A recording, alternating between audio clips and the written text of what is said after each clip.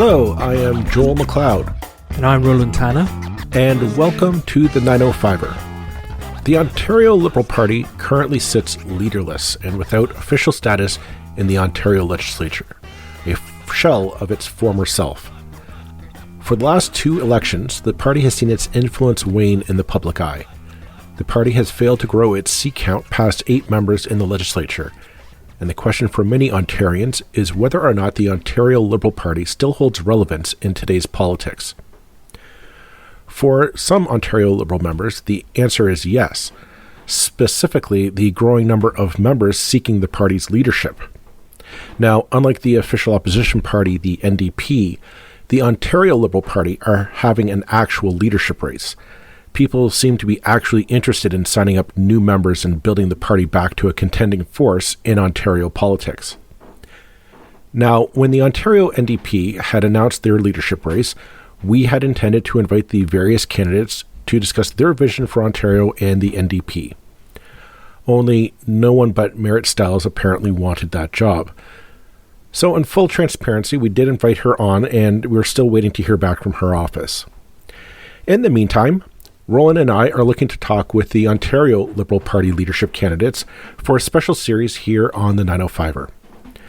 Before the leadership vote in September, we are hoping to speak with all the candidates in no particular order and in no preference, to hear how they would deal with the problems facing Ontario and the 905. And in that spirit, the first candidate we are interviewing is the first one to officially throw their hat in the ring, Nate Erskine-Smith. Nate is the federal Liberal member for Beaches East York. He is a former lawyer who left the law to run for the Justin Trudeau Liberals in 2015. Since then, he has been re-elected 3 times by the people of Beaches East York. During his time in office, he has made a reputation for himself in the federal Liberal Party as being an outspoken and at times contrarian voice to his own party. Since October, Nate has been on a tour of 50 ridings in Ontario speaking with Liberals. He also hosts the Uncommons podcast, a link to which is provided in the show notes. Today, Nate joins us to share his vision for Ontario and the Ontario Liberal Party.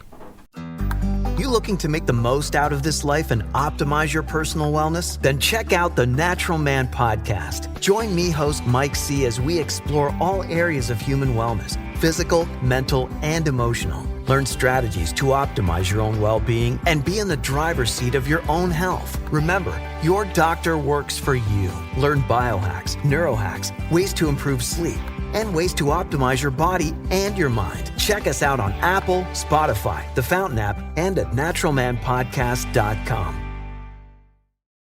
Okay, well, thank you to Ontario Liberal Party leadership candidate Nate Erskine-Smith for coming on to the 905er today. Thank you very much for taking your time to join us.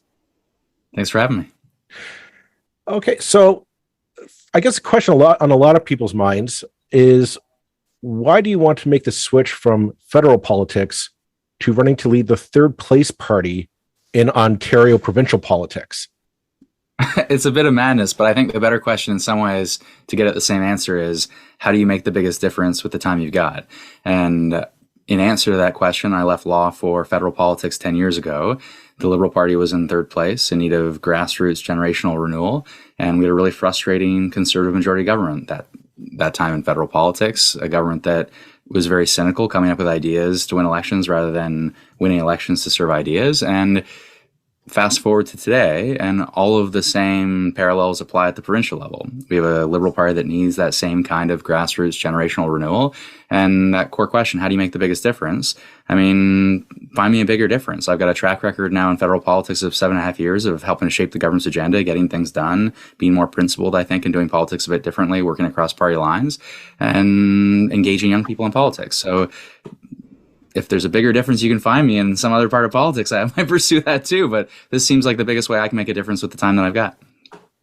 Well, okay. And then how are you seeking to win? Presumably, a majority. Let's be honest, a majority Liberal government in the next general election, after the Ontario Liberal Party has failed to return to even official party status in the last 2 elections. There's a lot of people who say the Ontario Liberal Party is just out of touch with what Ontarians want. So how are you planning to fix that problem? I think it's back to basics in three ways. One, it's a matter of defining what the Liberal Party stands for instead of defining ourselves as against Doug Ford. And look, I can rail against the failings of Doug Ford, the incompetence in the management of healthcare and housing, the unfairness and lack of compassion when it comes to education workers or people on ODSP, the lack of integrity in selling off the Greenbelt. You run down the list and it's easy to make the case. But we have to stand for those same core values of compassion, competence, and integrity. We need a strong economic agenda. We don't cede that to conservatives. We don't cede fairness to the NDP, and we deliver on both with honesty and with integrity. So it's about values first. Two, it's about delivering on the big picture challenges that everyone faces across this province, and sometimes more acutely than others. But I can tell you, I've traveled to 60 ridings now across the province, 6 tours of Northern Ontario, gone to Southwestern Ontario, everywhere in between. And there are unique challenges on transportation in Northern Ontario. There are unique challenges to some rural communities with respect to farmland, and Ford's, I think, going to walk back the severances around farmland because it's problematic in rural communities. But what I've been struck by is there are so many common challenges that we face. So I don't want to lead a party that's going to promise buck a ride or promise exempting HST on goods under $20 or going to promise grade 13. I think we've got to take a step back and say, what are the big challenges? And they're common. We look at 2.2 million people that don't have access to a family doctor. You look at mental health and addictions. You look at seniors and community care. So healthcare has to be a central pillar of everything that we do. Strong public high quality excellence in public education has to be defended. You look at housing. It's a fairness challenge for young people, obviously. It is also a productivity challenge when people are leaving our communities and leaving our province. You look at environmental protections, the need for strong climate action that also creates jobs, addressing productivity when it comes to our economic challenge here in the province. And you run down the list, and they are common challenges everywhere. And the last thing is that grassroots generational change. I'm not connected to what came before, and I think I'm going to be able to define a new party and bring a lot of young people along for the first time. We've done it in Beaches, East York, and we're going to do it across the province. You've now got at least two other people who are actually definitely declared and in the race, and there are definitely some other people who've looked very likely to throw their hats into the ring before too long. I'm thinking of obviously Mayor Crombie from Mississauga has now sort of made it clear that she's intending to run. Something that I noticed her say the other day, which I certainly thought was interesting, and we can discuss why, was this idea that under the Wynne government that the Ontario Liberals basically shifted too far left, and that we need to move back to the centre or perhaps even to the kind of centre right somehow to kind of steal those red Tory votes back. Is that something you agree with? Do you think that's the problem with the OLP, that we became somehow associated with being a kind of NDP light rather than a PC light? There are many ways to deconstruct the challenges of the last two elections for the provincial party, I should say. But I don't think we need a center-right party. I think we have a center-right party here in the province. And I think, especially when you do a deep dive in what she articulated there, what were the things that were too far left? It was spending in health and childcare, areas that, in her view, were better left to other levels of government, which is obviously patently absurd when you look at what the provincial government is there to deliver.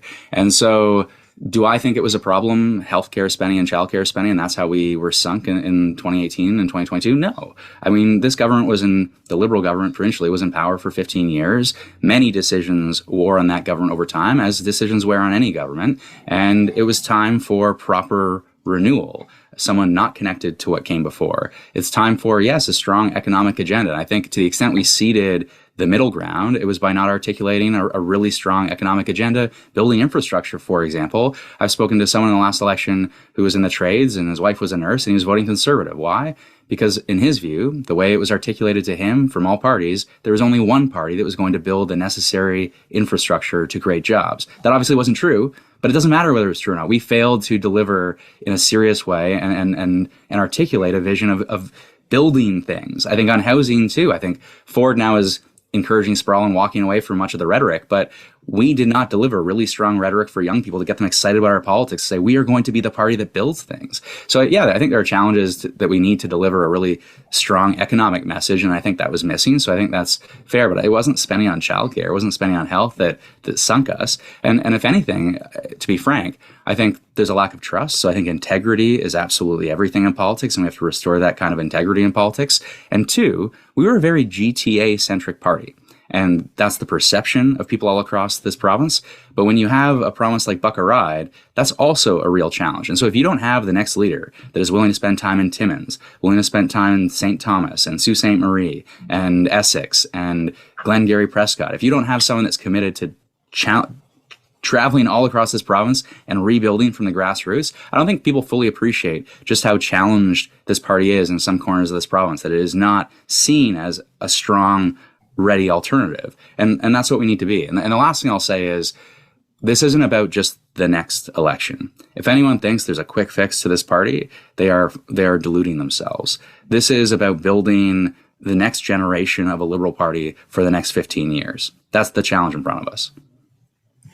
You mentioned that the Liberals were a very GTA-centric party, and I'm going to push back on that, because I would argue if you were a GTA-centric party, you would have won the 905, and in the last election, you clearly did not. And it's a tenet on this podcast. Roland and I have said this. This is our kind of our ethos, is that the 905 is the most important region, not just in Ontario, but the country. Federal and provincial elections are won and lost in this region. That being said, how are you going to appeal to the 905 here? If you win, I think it'd be the first time in a while that Doug Ford, Merritt Stiles, and you all are from Toronto. And I'm wondering, there are people here in the 905. I live in Burlington, Roland's in Hamilton, and everywhere in between. They're going to say, like, you're a Toronto-centric politician. We're different out here. The 905 is a unique part of this country that is often overlooked, except for at election season. So I'm going to ask you, what are you going to do to differentiate yourself, that you're going to make yourself relevant to us here in the 905 to basically win us over? So a few different things have to happen, and it's in the 905 and it's in other areas too. And I would say unquestionably the 905 matters for winning elections. There's no question. It also matters given the, how significant the population is and the number of seats are. There's no question that it's the reality of the next election and the renewal that I'm talking about. It goes through the 905 in a serious way. I would also say, though, if you want to have a serious path back, not only to official opposition, but to government, it's also got to go through Northern Ontario and Southwestern Ontario. And so this is about rebuilding in every corner of the province, in the 905 and other places as well. And first, we've got to make sure we have an active presence, serious, strong local ground game, and I think making sure that concerns are reflected back into our platform in a meaningful way. I'll use an example, and I think and it relates to infrastructure as well. The number of people who have raised, even in the 6 months I've been sort of exploring this, and then the few weeks that I've been officially a candidate, the number of people in the 905 that talk about traffic and talk about congestion, like, you guys wanted to cancel a highway and put the money into schools. And investing in schools is a really important thing, but we've got to make sure that if traffic is a real concern, congestion is a real concern, that is being addressed in a serious way. When you look broadly speaking at the real challenge, it is infrastructure keeping pace with population growth? And that infrastructure, I would say, includes housing. And we need to make sure that we are delivering on a serious agenda of making sure that infrastructure keeps pace with population growth. That is the responsibility of any competent provincial government. The second thing I would say just about, and it speaks to the sort of left-right question previously to some extent as well, but I think in addition to a strong economic agenda, which I think is absolutely essential, I think too, the lack of integrity we see in politics. I can tell you, I've got conservatives that will vote for me in my home riding because I've got a track record of being more independent-minded, of speaking my mind, speaking plainly in politics. I take honesty in politics very seriously. And I think it's incredibly important that I build a team that will be forthright in politics in that very same way. And I think there are people who are less we forget how partisanship in Queen's Park or partisanship in my world right now in the House of Commons, that does not we live in our bubbles, and it is very different on the ground. People are not so overly partisan. And what do they want? They want a politician that's going to focus on getting things done and not just make promises that they can't deliver on, and not just toe the party line at all times. And I'm going to build a team of people who are going to be strong local advocates, who are going to defend the interests of the 905 if they represent the 905, and other areas if they represent those other areas, and that they are going to speak their minds to me if I'm the leader, in the same way I've spoken my mind to the prime minister and to caucus. And I think there's a huge value around integrity that really matters to people in the 905 and to people who are, swing voters or less partisan, certainly in my community that I've seen. Lastly, I think it is incredibly important that you don't just have back in the napkin promises. It is incredibly important that where you deliver, say, I want to make a commitment to strengthening our social safety net. Well, those are operational expenses, and they should be costed and they should be paid for. And it's incredibly important that we address the social determinants of health, that we address mental health, and we take a compassionate lens. But we only successfully deliver and advance that social progress in a lasting way if it's built on a firm footing of fiscal sustainability. And I do think that level of seriousness that I have demanded in my own politics over the last 7.5 years, I think that level of seriousness is missing in our politics. And I think it will speak to people across the province, but especially in the 905. So you spoke there about your sort of willingness to be less of the kind of party animal, and you've certainly sort of made something of a reputation of kind of being an independent MP within your own party. Obviously, as a party leader, the needs are different from the needs of a backbencher. How far would you be willing to go if you were a leader of a provincial party to kind of release your MPs from the party whips? I've thought a lot about this, and in 2015, so I was practicing law in 2013. I practiced for a few years. I was a commercial litigation lawyer downtown, and one of the motivations for leaving law was, as I described, the need for renewal in the Liberal Party, the need for generational change in the Liberal Party, and the need for change in government with a frustrating conservative government. But Trudeau at the time was also promising to do politics differently and to empower communities by empowering parliamentarians. And as an indication of that and a symbol and a promise of that, it was freer votes in the House of Commons. But for platform promises, because we're all there to deliver on promises that we make, and but for confidence matter, traditional confidence matters like budgets, where you want to keep the government in power, otherwise you ought not to sit in caucus. I knocked on doors in 2015 and I said, well, I really believe in the strong local representation that's been promised and freer votes, and that's one of the reasons I'm knocking on your door. And people, patted me on the shoulder and said, oh, you naive 31-year-old, you don't know how it works in Ottawa. And I can tell you, in 2019, when I knocked on doors, they did not say the same thing to me. And I had someone show up to my launch a few weeks ago who's, I think, now around 90. I signed him up when he was in his early 80s, and for the first time to join the Liberal Party. And he showed up and he said, I'm here because you did what you said you were going to do. I think that's an incredibly important value in our politics that we have to hold on to. In terms of how I would govern, obviously, I think it's incredibly important that we have unity around platform promises. I think it's incredibly important we have unity on traditional confidence matters, including budgets. But there ought to be a ton of freedom for local representatives to be really serious, strong local representatives representing their interests, meaning that they should help shape the government's agenda, and they should also be free to disagree on reasonably disagree around ideas, not make things personal, be principled in their disagreement on behalf of their communities. I want to encourage that kind of a culture in our politics. I think it's actually incredibly important for people to see and renew trust in politics. I think politics is the most important way we make a difference in the lives of those around us. But for people to trust in the possibility of politics and to see it the way I see it, we need to act with integrity. And it, to go back to Joel's question previously around how are you going to make people trust you outside the, Toronto and the 905 and beyond.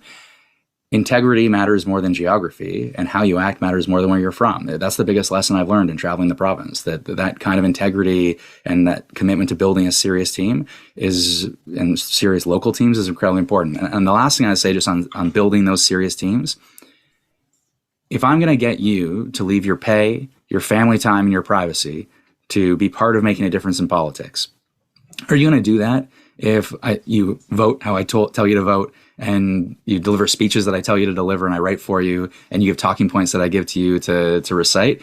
I think the answer is clearly no. If you want to attract really serious people from a variety of different backgrounds and expertise, they should have their own serious, strong voices on behalf of their own communities. It's this isn't a question. This is just a comment. Joel and I were both involved in politics years ago. We're all independent now, but we were involved with the Ontario Liberals back in the previous generation. And I was involved as a riding president with the sort of process of trying to find good candidates. And for the record, did find a good candidate, and we won one time out of 75 or however many it was.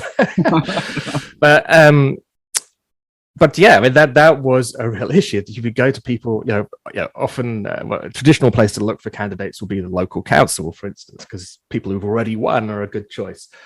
And mayors and councillors are saying, well, why the hell would I want to be a backbencher and have no ability to express my opinions? To be the best day I'm going to have, I'm passed a piece of paper by some 25-year-old staffer telling me what I'm allowed to say. That's a good day for me because I'm going to get on television. It's kind of insulting that we're expecting to get, and also I think we're seeing the results in terms of who is in Parliament. Yes. The current government, a whole load of people who, quite frankly, never say anything at all, who are kind of faceless nobodies on the government benches. It's ridiculous, isn't it? I mean, but the thing is that the problem is that once you're in government, or once you're the leader of the party, you need loyalty, because the minute anybody steps out of line, they're like, well, your party is divided. I mean, so how do you sort of overcome that problem where the press is going to go after you the minute a single MPP starts disagreeing with some policy? I mean, it depends how the disagreement shakes out, right? So I have disagreed with the party on a number of occasions over the last 7.5 years, including publicly. When we broke the promise on electoral reform, I wrote an op-ed saying we shouldn't have broken the promise, and I made no friends at the time. And I think how we go about that disagreement really matters insofar as we don't make it personal, right? Like if it's combative, if it's my leader has made a terrible mistake and he doesn't know what he's talking about and what a moron, then yeah, that's going to send the conversation sideways. But if it's, look, I respect that the leader thinks this for these reasons, and I disagree because of these reasons. And that's what makes our party and our politics the best. And that's how we improve our party and our politics, is through that reasonable disagreement grounded in ideas and a level of serious debate. And I don't think we should shy away from that. It can be messy at times, as it should be in a democracy. But that's if you take strong local representation seriously, that's the best version of it. And so I think how we practice it does matter. I don't think it just comes down to a promise, by the way. I think it's also really important that you encourage people to take on their own voice, because it's easy to put a promise in a platform around greater independence, and then it's easy to turn around and say, well, yeah, we said that, but the whip's office will be in touch. And so I do think the culture matters as much as any rule change. But I want people to see serious people across the political spectrum, but serious people who are more, in keeping with liberal values, and looking at this and saying, how do I make the biggest difference? Well, if Nate's going to do this and he's going to give me space, maybe this is the best way I can make a difference too. And I think we're going to build a really serious Ontario Liberal Party with that vision. I know we're coming up on our time. We've already taken up a little bit more than what we had budgeted, but I do have one last question for you, and it's a big one. If you win the top job in the province, how would you want to change Ontario as premier? A few different ways. I think from a decision-making perspective in the legislature, I think it's really important that there's more collaboration in that space. A local colleague of mine, Mary Margaret, had a bill on flood protection that was obviously supportable across the political spectrum, and it was defeated just because it came from a Liberal. So I think we've got to put down our swords a little bit and just say, how do we constructively work together to deliver what's best for all of Ontario? But on the core issues, I think we've got to weigh in on healthcare to make sure that we are addressing the fact that there's a labor crisis right now in nursing, a lack of access to family doctors all across this province, a mental health and addictions crisis that doesn't just come up now from people who are connected with, mental health services, but it comes up from the Ontario Business Improvement Association. It comes up from mayors in Timmins and mayors in Sault Ste. Marie and city councils in Windsor. Seniors care. We need a revolution in seniors care when it comes to home care and long-term care. You look at the growing number of seniors, and if we don't deliver better care, it is going to be an absolute disaster for our parents and grandparents. You look at housing, and this is where I'm going to be, I'm 38, I'll be 39 in June. I think we have failed young people in this province by not building the housing that we need to build all across this province to keep up with population growth. It is an abject failure. It is going to impact our economy in a really deep and problematic way when we are not going to be able to attract the talent, and young people are leaving our province who have the talent, and we are going to fix that. We are going to be the most ambitious party to build housing that this province has seen. On climate, similarly, I want to deliver an incredibly strong environmental climate plan, but it's also going to be a jobs plan, and we are going to connect these two. As the perfect policy is one that reduces emissions, creates jobs, and lowers your home energy bill. And last, I really want to see, my parents were both teachers. My first experience in provincial politics was actually on the picket lines in the Harris years, and saw firsthand the problems with politics when you cede participation. And I think it's a real problem when I see some of the culture wars in our schools. We need to defend equality, and we need to make sure that excellence in the school system for our kids and in the public school system is defended and improved and strengthened. And I don't want to have another conversation with folks I used to work with on Bay Street who are sending their kids to private school because they don't see the excellence in the public education system. I want to defend that because that's also going to lead to a stronger economy down the road. Okay, well, thank you for that, and we'll leave it on that note. We'll see what happens over the coming months. Thank you very much, Nate, for taking the time to come on to the 905er, and best of luck to you. Really appreciate it. Yeah. Reach out anytime. Happy to come back. Maybe. Well, be careful though what you wish for.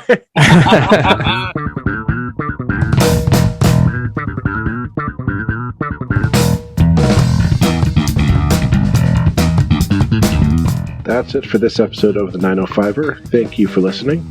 As always, you can send us your feedback, thoughts, and concerns, or ideas for future episodes to our email, info@905er.ca. We'd love to hear from you. You can help us keep the 905er going by financially supporting us through Patreon as well as PayPal.